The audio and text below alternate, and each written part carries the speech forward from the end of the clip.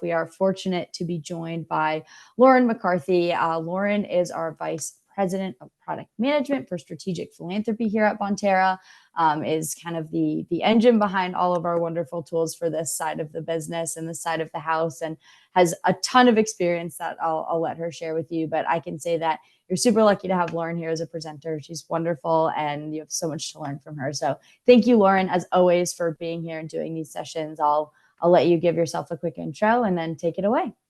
Well, thank you, Amanda. And I don't know what I did to deserve such high praise, but I'm excited to be here with you all today. As you mentioned, I'm Lauren McCarthy. I lead up the strategic philanthropy, what you may know of CSR product team here at Bonterra. That includes cyber grants and WeSpire. I have sort of a long history in the social good tech space, working on both the fundraising side and on the corporate side, as well as sort of in ESG technology prior to coming to Bonterra. But if we ever find ourselves at a conference or somewhere you just want to chat, I could talk to you endlessly, not only about sort of nonprofits and how you motivate others to give, but also about college basketball and your pets. So in addition to many other topics. So hopefully some of you on the phone I get to meet and have individual conversations with. But what I'm really looking forward to today is taking you through both Bonterra's vision as well as how that vision relates to how we think about CSR and strategic philanthropy at Bonterra. Some of you may have, so we went through this presentation for some of our existing customers at the end of last year. So if you happen to be on this webinar and sat through that at the end of last year, it is a repeat. So I will not be offended if you decide that you would rather eat lunch or you have other things that you need to do during this time. Just want to be transparent that this is similar to the vision presentation from last year. That said, let me get into it. So what you may not know, and Amanda gave the great intro to Bonterra and how we came together in 2022.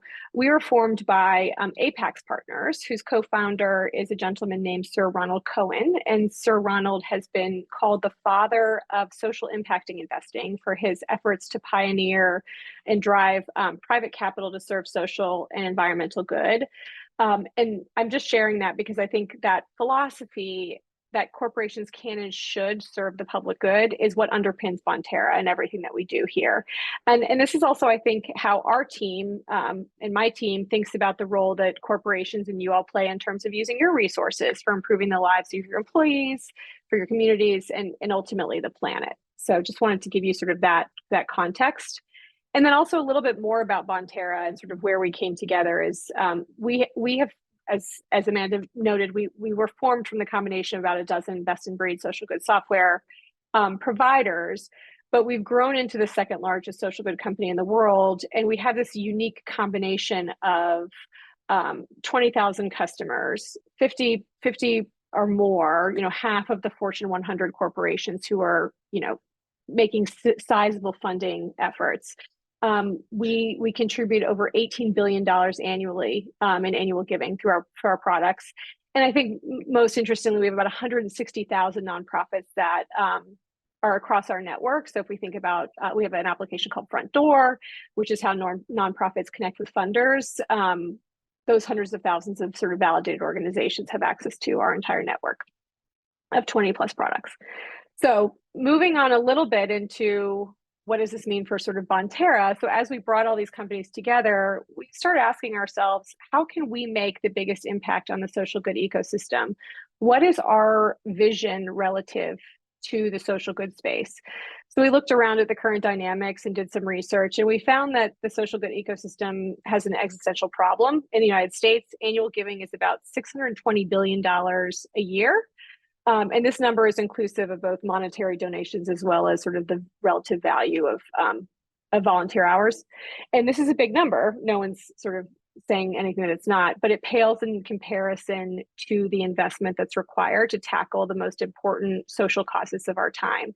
So for example, dealing effectively with climate change, with world hunger, with US poverty, child poverty, is estimated to require about $5.5 trillion a year.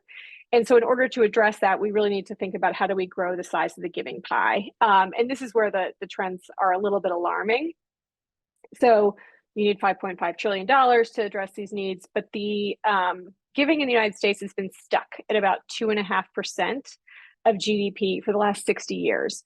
During that time, average capital wealth, per capita wealth, has increased 7 times over that time period. So basically, as we have gotten richer, it has not required in giving a greater percentage of that increased wealth to social causes. And we could probably say the need for those causes has also increased over that time period dramatically. And to make matters worse, not only have we not kept pace, but the overall giving participation rate is falling. So 20 years ago, about 2/3 of Americans gave. That number has now declined to less than half. And the same trends can be seen in volunteerism. The volunteerism rate has fallen from about 28% to 23% today. And it's become even harder to retain donors after that initial gift. So not a pleasant picture to present. And that, of course, makes it harder for social good organizations to be able to scale. Nearly half of nonprofits today have fewer than 6 months of financial reserves, and about 70% of nonprofits have reduced or eliminated their services in the last 12 months. 68%, well, at the same time, you've got 68% of nonprofits are reporting an increased demand for their services, but they're also having difficulties, about 50%, to deliver those services. So classic sort of supply demand challenges that we're seeing across the board in terms of nonprofit capacity. And so as we see the challenges the sector faces, we wonder what's at the heart of the decline in overall support.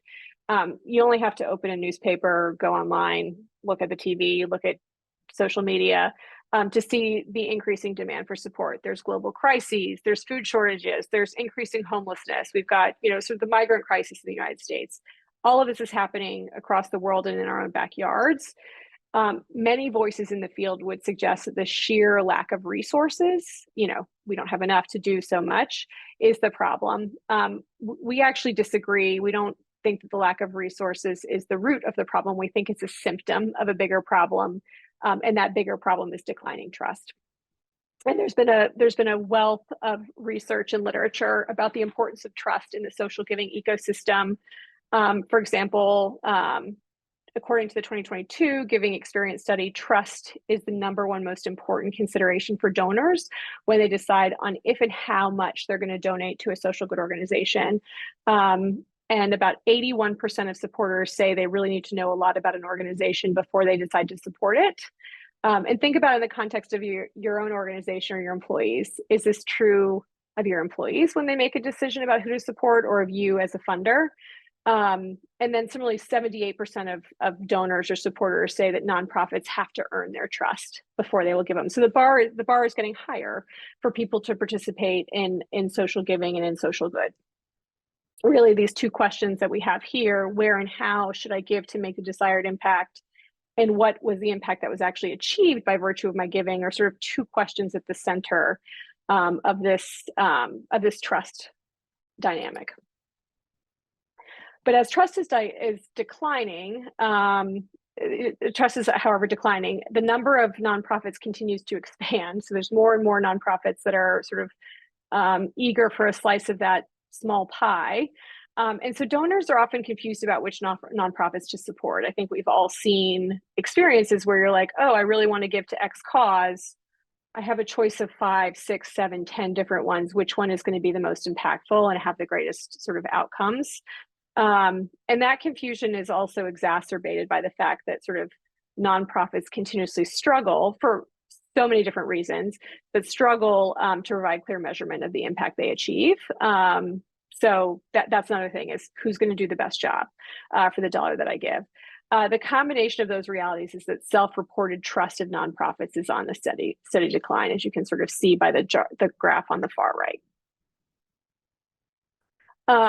So our observation at Bonterra is that trust in the social good ecosystem has become sort of stuck in this vicious cycle driven by these two questions that I mentioned earlier: where and how should I give my time and resources, and what happens to the time and resources that I give? What is the impact?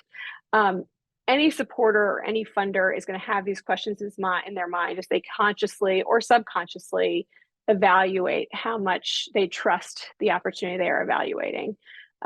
So our partnerships with funders and nonprofits might be a little bit unbalanced, with funders or supporters perceiving a lack of efficiency, unclear impact, and a lack of relationships. And so we kind of have, we kind of dug into what are the dynamics at play beneath each of these sort of two questions about where and impact. So for the first question, where and how should I give to make the desired impact? What's really sort of driving this? So disjointed and personal supporter experiences can create a sense of transient relationships, undermining trust. So think about times you may have given to an organization or support an organization, and then you never hear anything back. And it could be a gift of $5. It could be a gift of $500. Like you want to maybe form a relationship with that organization and understand what they're doing to move the needle on their outcomes. The second thing is the lack of easy methods to match available resources to the best organization creates a sense of low visibility. Gets to that sort of point I mentioned earlier, which is you might want to give to a certain topic and there's 10, 15, 20 options of organizations to give to. How do you know which one to give to? Or perhaps you're looking for, you're passionate about a cause and you actually can't find an organization that you believe is committed to positive outcomes for that cause. Again, all related to this sense of low visibility, which can also undermine trust. The second question, which is around sort of the impact side of the coin, is what impact was actually achieved by virtue of my giving. So we get to the sort of first point around low efficiency and increasing overhead cost. This too much overhead cost can be perceived as low efficiency, which can undermine trust. I mean, we could probably have like a whole separate discussion on the topic of whether overhead costs is an appropriate way to measure nonprofit effectiveness. There's been so much discussion, writing, et cetera, on that topic. Don't think we'll get into that. We won't get into that today. But either way, lots of folks are looking at overhead costs and efficiency as a metric by which to evaluate nonprofit effectiveness. And again, that's going to contribute to sort of your perception of trust. The second point around impact is really being consistent and having inconsistent, unclear impact measurements, right? That's going to undermine support and trust. Whether you're giving $50, $5,000, $50,000 to an organization, you're going to want to understand how those funds are going to have a positive impact, and you're going to want to have sort of some real numbers behind it. I think the same thing is true on the CSR side, is when we're talking about what we have done from a programmatic perspective is how do we translate hours volunteered, dollars donated by our employees into how have we actually had measurable outcomes within our community. So it kind of permeates the entire ecosystem. But our vision, so where does Bonterra play here? And what do we sort of view our place in this trust cycle? So our vision is really to build that foundation of trust that will power this ecosystem. So we kind of want to accomplish that by focusing on those 4 value streams that we kind of just discussed on the previous slide, and those questions and those problems. I think there's also we can unpack a little bit about how a trust-based philanthropic approach can also build this trust back as we think about corporate philanthropy. Basically, how do we have a more realistic and efficient way of measuring impact? How do we increase visibility of nonprofits to funders? How do we democratize the funding process? And what are those opportunities to reduce the operational burden? That's sort of, I think, part of this entire conversation as it relates to corporate philanthropy. But if we take a step back and look back at those 2 questions again, and where we see our impact, where and how should I give to make the desired impact, we believe that we can drive lasting relationships by creating a personalized, intelligent, frictionless experience for funders and supporters. So how do we make it easier to find, discover, and create those relationships, and creating high visibility by leveraging sort of a vast database and a vast network of social good organizations, of funders and of supporters to really drive those connections across the entire ecosystem. How can we play matchmaker? And I'll get to that in a little bit. And then the second question, what was the impact that was actually achieved by virtue of my giving, is how do we sort of leverage automation? I mean, we are a technology company, right? So how do we leverage automation to drive down that overhead and to create those high areas of efficiencies, so that, nonprofits, supporters, funders can get can get to sort of doing the work they need to do rather than spending time on manual processes. That's going to increase trust. And then last but not least is really on the impact front, which is super important. So how do we enable social good organizations to measure and demonstrate their impact really clearly and compellingly, in a way that's going to drive better visibility to that organization, better measurement for corporate funders. So you understand, hey, we did this, house building activity. What was the real impact of that? That's all super critical in our mind. Our conviction is that if we sort of, in these variables, when we work together, we can reverse that sort of vicious cycle of declining trust that we talked about on the previous slide and turn it into a virtuous cycle of increasing trust. Building trust is going to grow giving, and increased giving is going to accelerate impact. So I think if we can tackle all 4 of these different levers, it's going to give us the opportunity to increase sort of that giving pie above that 2.5% of GDP threshold that we talked about in one of the earlier slides. So on that note, thinking about where Bonterra views itself and thinking about where you are, how are you as an attendee on this call most impacted by declining trust? We'll do a little poll here. Is there a poll question? Should be popping up. All right, I'm getting that up real quick. Okay, sorry. There we go. There we go. There we go. All right, so let us know. We'll give everyone a couple of seconds to fill that in. I'll let Lauren know what the responses are starting to look like. We've got a couple of polls throughout this session, so keep you on your toes, keep you engaged. We'd love to kind of get your feedback throughout, and excited to learn what you're thinking. Sure am. So far, it seems like majority of folks are leaning on all of these keep me up at night, which is not horribly surprising, but also not always our favorite to hear. And then a pretty even split then between understanding what happens to the time and resources given by your employees and organization, and then where my organization can most effectively give their time and resources to have the greatest impact. Awesome. Yeah, I thought about throwing a 5th answer in there, which is like I sleep like a baby, because I definitely then would want to talk to anyone who responded that way, and it for many reasons, maybe not just the poll question. But thank you. Appreciate the insights that all of you give on this. So I'm just going to go a little bit more into sort of the Bonterra overall view after this.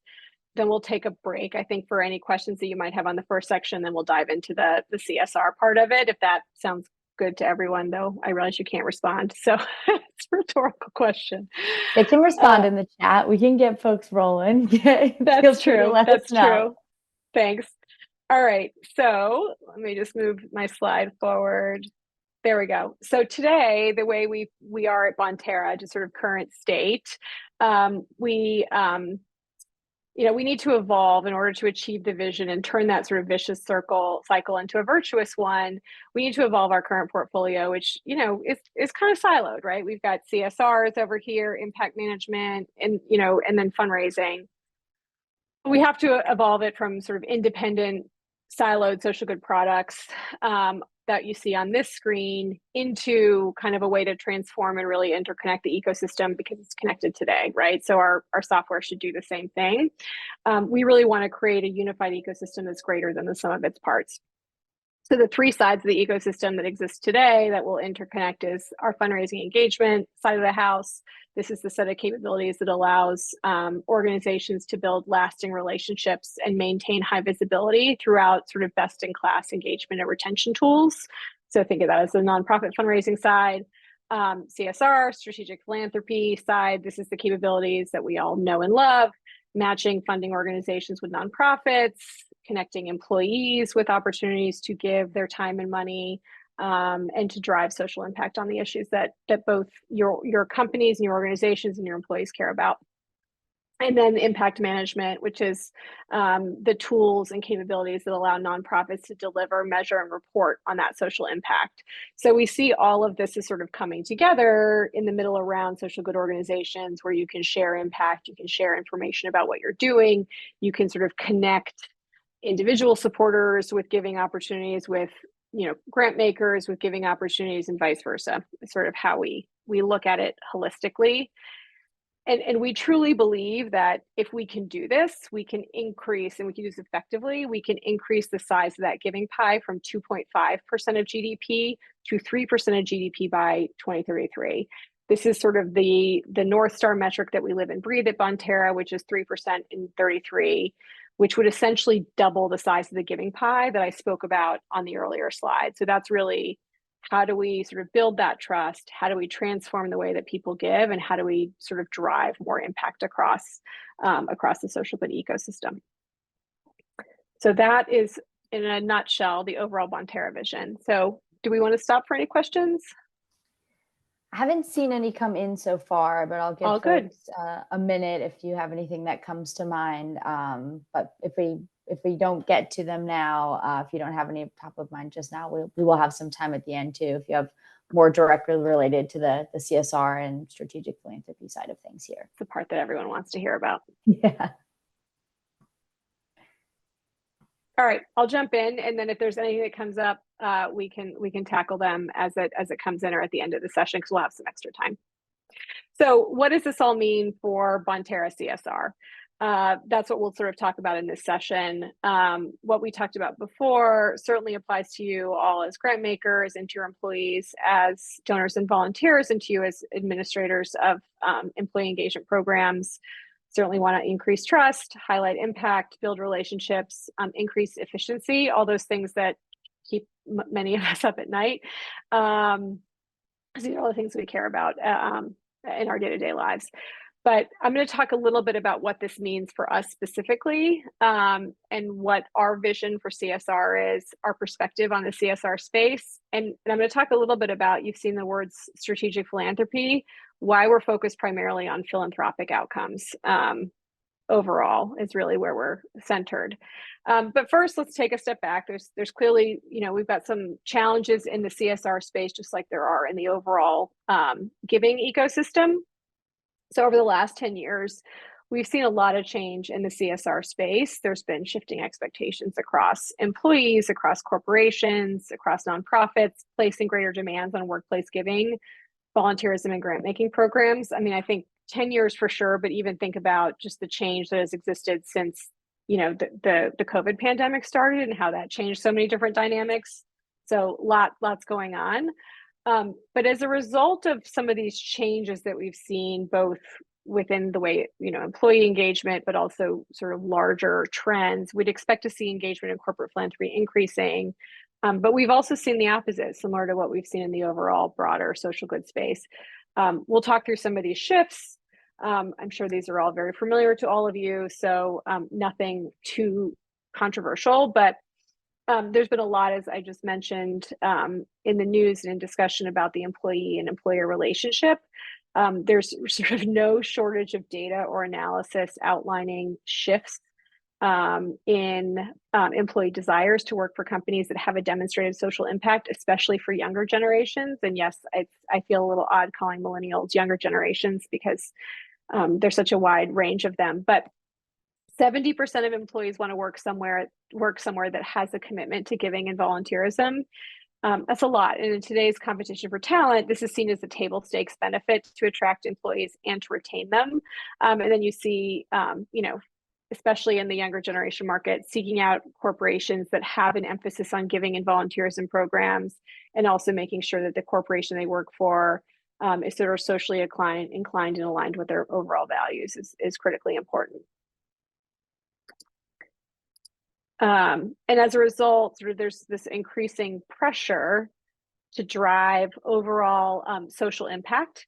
So according to the Edelman Trust Barometer, corporations are viewed as the only trustworthy institution in the world, which, we could have a side conversation about political institutions and trust there for sure, but we won't for right now.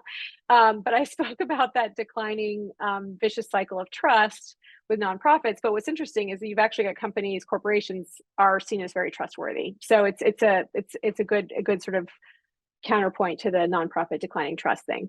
So you've got corporations who are trusted to kind of get things done, employees who are demanding more philanthropic programs and are expecting it from their employers. And so we've actually seen over the last 20, 30 years, more and more companies are publishing CSR reports. So nearly all of the S&P 500 today publish CSR reports, up from about less than 20% a decade ago. So it's kind of, again, like I said, it's table stakes to have these programs. And as we all know, with the trust in corporations, a brand's perception is tied to corporate philanthropy.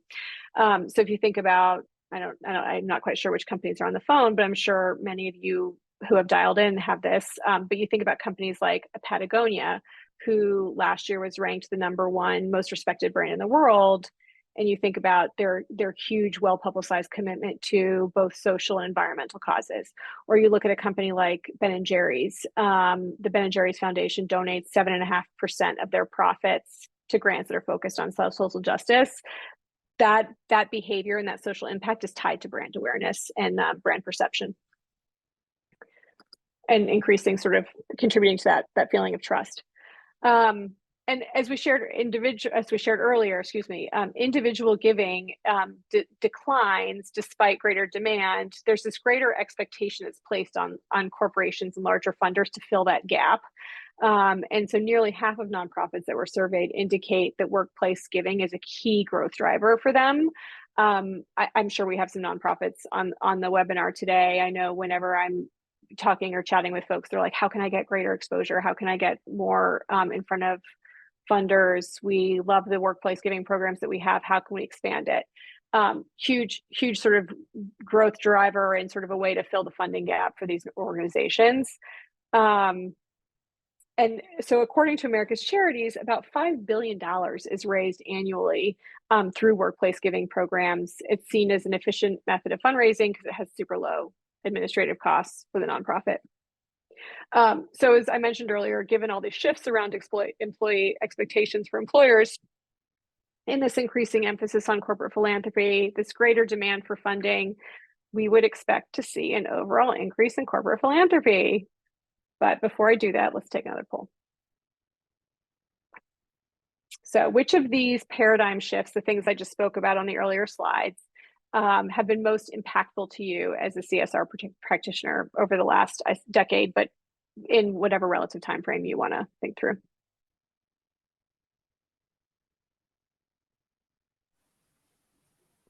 Give folks a couple of seconds to get their answers in.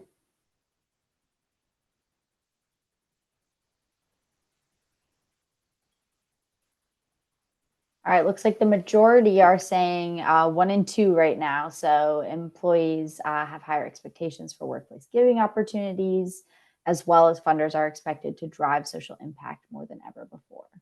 Yep, that would be my guess. Thank you for responding. All right, so what's actually happening? So as the need has gone up, surprise, surprise, funding, volume, employee engagement have declined. So as a percentage of profits, corporate giving rates have actually been declining over the last 40 years. They've not kept pace with inflation. I think you could look at like Giving USA studies and you'd see like maybe like a 2-3% increase year over year, roughly last couple of years. But if you factor in inflation, it's actually declining. And then employees, despite sort of demanding more programs and access to giving and volunteer programs, have been less engaged over the last 3 years. Which is very interesting. So similar with before the Bonterra slides, we wanted to say what's going on? Like, shouldn't we see higher engagement and higher funding volumes? Is that trust issue at play here too? Right. And so I think, yes, in a matter of speaking, we believe the root cause issue is missed connections. So for employees and corporations, we see this disconnection between sort of opportunities, causes, understanding sort of impact, lowers the participation rates in volunteerism and giving programs. Less obviously, we think the disconnection also creates missed opportunities for corporations to engage employees in their philanthropic grant making efforts. So engaging employees in more strategic programs. Employees are disconnected from their employer CSR strategy, with only about 20% of Gen Z and millennials believing they have any influence over their employer's social impact agenda. And this is, again, despite what we're hearing from these generations or this employee cohort being the most enthusiastic and engaged. And then the giving opportunities sometimes provided sometimes can be disconnected from the causes employees care about. About 30 33% of employees say they don't give through their workplace giving program because the causes they care about are not made available. And when charitable choice is made to employees, we see that employee participation increases. So really, it's around how do we provide greater choice or opportunity to employees to drive up engagement. We also see, and I'm everyone on the phone probably does too, employees are really close to programs and organizations making an impact in their own communities, but sometimes aren't given a voice or an opportunity to recommend these organizations to their company administrators. I think in some cases you can see some programs like ERGs are a great way of sourcing really good volunteerism or giving opportunities. That's one area to influence that. And again, we believe that these missed connections and this disconnection can be summarized also as a missed potential, right? If you're suppressing giving, you're not going to have the higher engagement rates. You're not going to be able to contribute as much in terms of outcomes. This disconnect can result in billions left on the table each year. So not only are 38% of employees not giving because they can't find or match with meaningful causes, but we also leave about between $5 and $7 billion of unclaimed matching gift funds on the table every year per double donation. And there's probably a handful of reasons behind this, right? We believe the root in it lies in providing appropriate giving opportunities to employees, making sure that they're aware of the potential of matches, and then making that process of claiming and funding that match sort of as frictionless as possible. And on the grant making side, we hear from nonprofits often how difficult it is to build those partnerships and to gain visibility into grant opportunities. And I think on the funder side, it's also how do you identify and most effectively identify and weed through applications to find the best opportunity. So there's so many different ways in the grant making process that we can streamline that process, sort of democratize it a little bit, identify potential matches, and foster those relationships so that we can have more positive outcomes in communities. Ultimately, one of the sort of the most problematic outcomes of this current state, sort of as we keep building through it, is that it feeds this sort of vague definition of impact that pervades the industry. We talk a lot about impact, but sometimes we're not really clear on what it means, and we struggle to quantify what that tangible impact of corporate philanthropy programs is. So again, we're putting a lot more effort into these programs, increasing the amount of effort into employee engagement programs, volunteer efforts, grant making programs, but we're struggling still, I think, to have the clear and measurable impact results that are going to drive employee retention, boost participation, build that brand awareness, and therefore drive more impact overall. So we believe that until we can address some of these sort of missed connections or disconnections, we're going to continue to fall short in meeting our potential within the social good ecosystem. So time for another poll. So just curious what everyone thinks about what I just shared and how much you sort of relate to some of those misconnection points.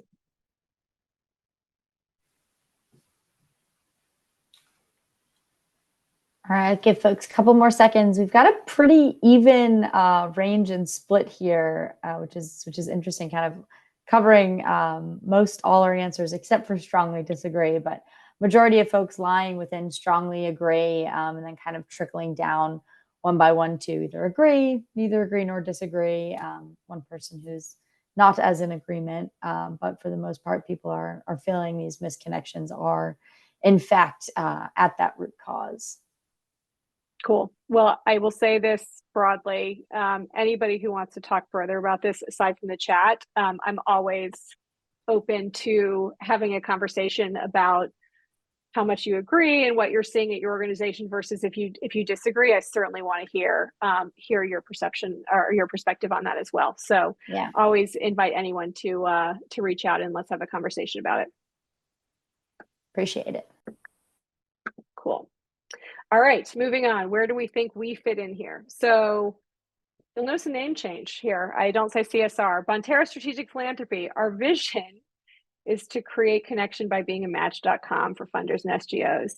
I've always wanted to be a matchmaker. So our vision for strategic philanthropy is really how do we bring employees, funders, social good organizations together to maximize social impact.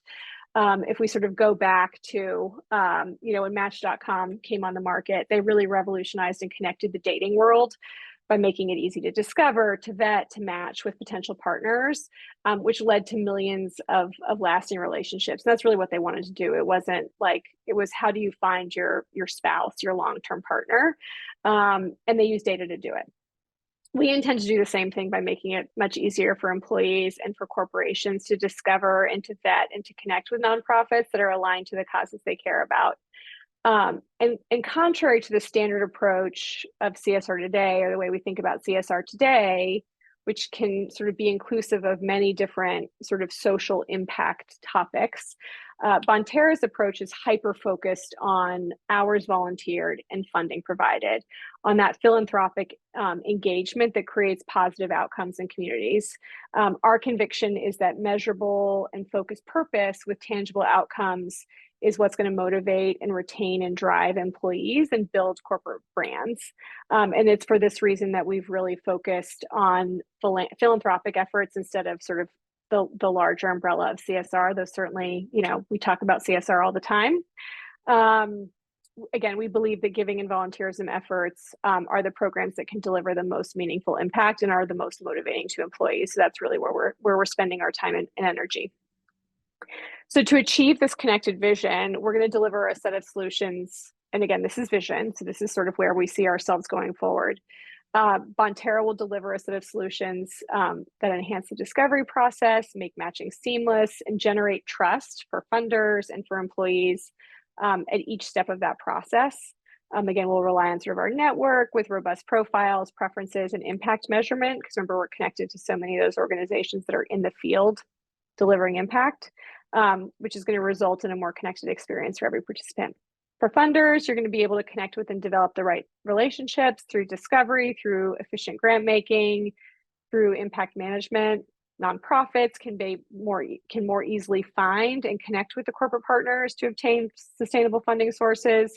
And then your employees can maximize matching and participate in volunteerism with the causes they're most connected to. And the way that we sort of see ourselves doing this is a little peek into how we think about how we achieve this vision, sort of a little bit more tactically.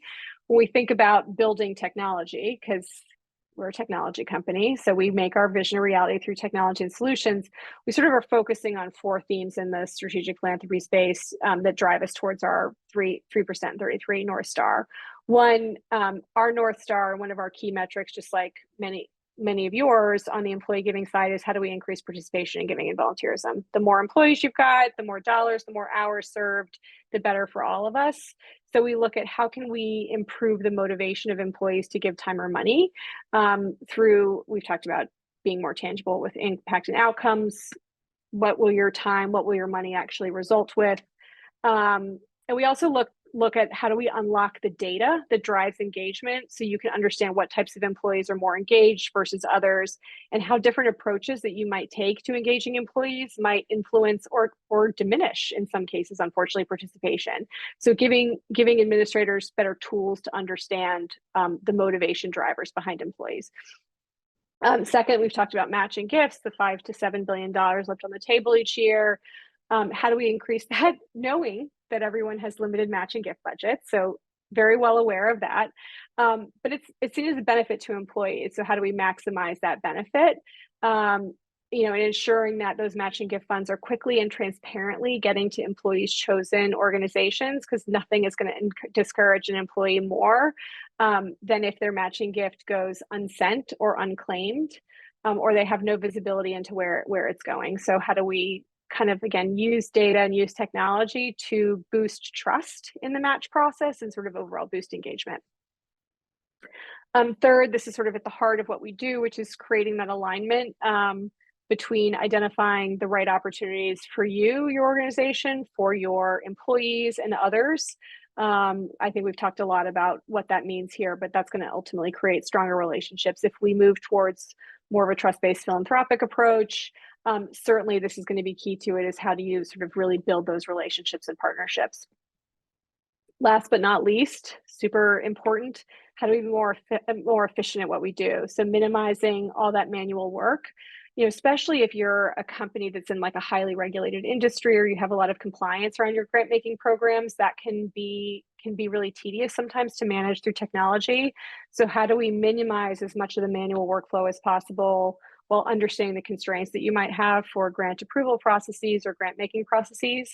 So that way you can spend more time on partnering with organizations, identifying other opportunities for grant making programs, and really focused on the outcomes. That's where we'd rather have, and I know you guys would all rather spend your time doing that. So that brings us sort of to our last and final poll before we can open it up to questions, which I've seen some pop up. So last poll for the group.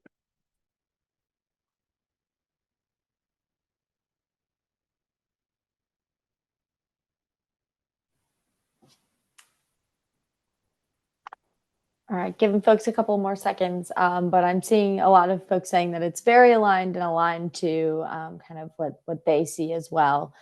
So good to kind of get that validation in terms of the vision here, and some of the steps that we're taking to create that trust, right, and build those efficiencies.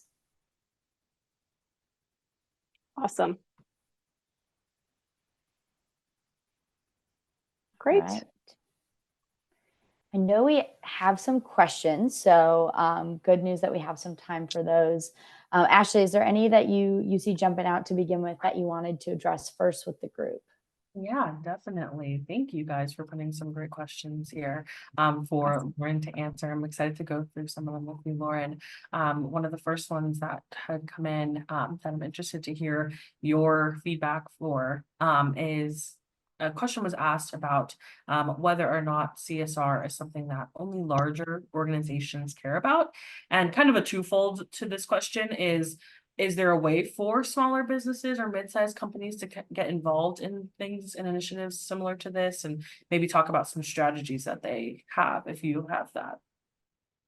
Sure. So for sure, it is not a large organization only. I think, in recent years, and you see more and more companies, I think I mentioned on one of the slides, it's sort of table stakes to attracting talent. You can start small. I mean, I'll even start with Bonterra. Like we're not a huge organization, but we have volunteering programs. We have giving days. So there's small little steps that you can take as a small organization to dip your toe into that and offer your employees the opportunity to give back to your community. Whether again it's a day of service that maybe you offer, or there's a month of service, or you want to do a team build if you are fortunate enough to be co-located, an actual day at the office where you go out and volunteer, you stuff backpacks for school kids or whatever it could be. But I think volunteerism is usually a great place to get started, versus you could give employees time off for hours volunteered, and you don't need, I'm going to say this is the person who builds technology, you don't need a robust technology solution to do that, right? There's some things you could do quickly right out of the gate. I would be more than happy to chat different ideas there, but no, I think regardless of the size of your organization, you should always be thinking about ways to provide your employees with opportunities to give back to their communities. You don't have to create a huge, robust giving and volunteerism program to do that. There's some small steps you can take to start. Yeah. Definitely. Thank you, Lauren. We had a question come in from Tori, who is a funder. And Tori mentioned that one of the slides earlier listed operating costs as, of course, a top challenge. And as a funder, kind of is an issue for Tori, because when 60 to 70% of budget is operating/admin cost, they don't feel that funds are hitting or impacting the programming. Do you think that organizations should be doing a different job at combining those costs and maybe balancing what that looks like?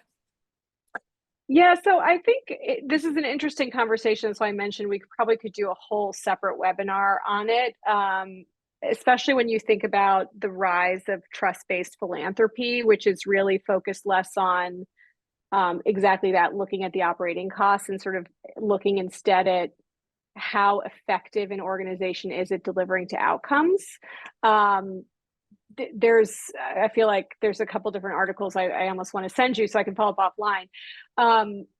So I think it's often a barometer is to say, oh, if someone's spending 67% on their program costs or their internal operation costs, they're clearly not effective at generating positive outcomes in their community. That's not often true, right? Those two are not necessarily related. And that's why I think it's important to be able to have conversations, if possible, with the organizations that you're looking to fund to understand more about the dynamic there. Maybe there's some reason why their operational costs are high.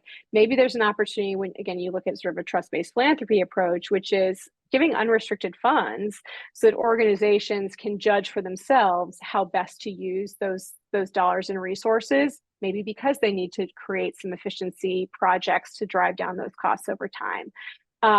There's a lot of different levers there.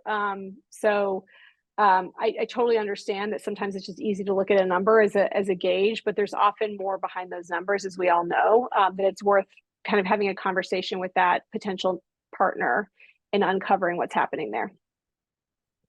Definitely. And we had another question come in that is kind of a same or different perspective, similar question that some nonprofits appear to spend a great deal of resources on advertising and fundraising, and sometimes that can be a turnoff to donors. So also just curious to know if you have any insight on what a sweet spot might be for the nonprofits that they should want to aim for. So I am not the expert there, so I don't want to try to answer the question. We do have folks at Bonterra, so like Kimberly O'Donnell, who leads our sort of fundraising consulting practice, would be a great resource there who might have some insight. I don't think she's here. I don't know if there's anyone on the call who actually would even be willing to share thoughts on that end. I don't want to be that's not my area, so I don't want to be the one to guess. It's a good question though. Definitely a good question. And I believe that there are resources on our website that definitely go more in depth on what that sweet spot might look like. So would love to kind of share that out there and have people check around for some of those resources on our website. But perfect. Yeah, we had another question come in from Debbie, who asked if you have heard of corporations losing trust in giving to universities, since we're seeing some of this now, and wondering if you've had any insight on what that has looked like thus far. It's a great question, Debbie, and super timely. I think it's still evolving. So, I think we've heard some anecdotal things. The same thing happened last fall with giving to some organizations in and around Gaza and Israel. I think when anything's in the news cycle is so fast. You see some immediate reaction to giving. I haven't seen anything beyond probably what you've seen in terms of how that might impact overall giving to universities. So I can't answer it sort of with any authority, but certainly something we've seen and heard across the board. But we haven't analyzed the data yet to draw any strong conclusions. It's a great point and question for sure. Definitely. And another question that we had come in is that some folks are kind of wondering how would they go about signing up for strategic philanthropy and what that might look like for folks. Yeah, I think. Oh, you want to answer that, Amanda? Yeah, I'll say I can actually take this one if folks are curious about sort of the strategic philanthropy tools, or even, the nonprofit tools as well, if that's what end you fall on and you want to learn a little bit more. I'm just going to put up a quick poll if you're interested in getting, having more of a one-to-one conversation with someone on our team to learn what signing up for that would look like, to understand kind of how those tools align to the vision that we've displayed here. So definitely let us know, and we'll get somebody to chat with you further, do some follow-up with you, and kind of see what that fit might be in terms of timing, your type of organization, your company, et cetera. So I'll leave that up for a second for folks to fill out. And if you have any last minute questions, feel free to drop any final ones in the chat or the Q&A. But while people are taking maybe a last second on what they might have forgotten to ask, I did want to just quickly say a big thank you to Lauren here.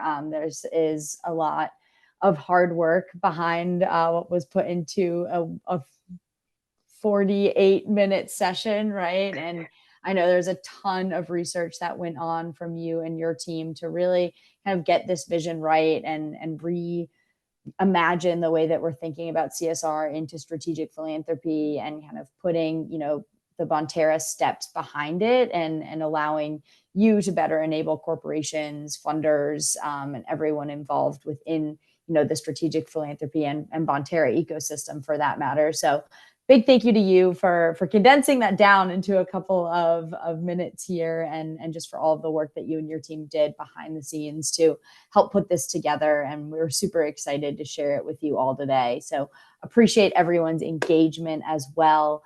I don't think I see any other questions coming in. Ashley, I'm not sure if you did while I was closing out, but if that is the case, I want to just once again extend a big thank you for all of your engagement within our polls and questions throughout this session. It's always exciting for us to hear that feedback in real time from, the folks on the ground to make sure we're really, hitting those pain points that you're feeling and bringing solutions to you and kind of reimagining these things. So really appreciate you all. Hope to continue to see us at our next webinars. We're actually doing a session in a couple of weeks towards the end of this month around just the employee engagement piece specifically. So we'll kind of take the next deep dive into this vision and really take a further exploration into how to get those employees engaged. So we hope to see you there. But once again, big thank you, Lauren, for being here and bringing all this to the table. We appreciate you. And thanks to everyone who joined. Thank you, Amanda, and thank you, Ashley, for being such great co-hosts with me on this. And again, thanks to everyone. And like I said earlier, happy to connect offline on any other questions, feedback, whatever. Happy to talk about this topic all day long. So look forward to hearing further from others. Take care, everyone.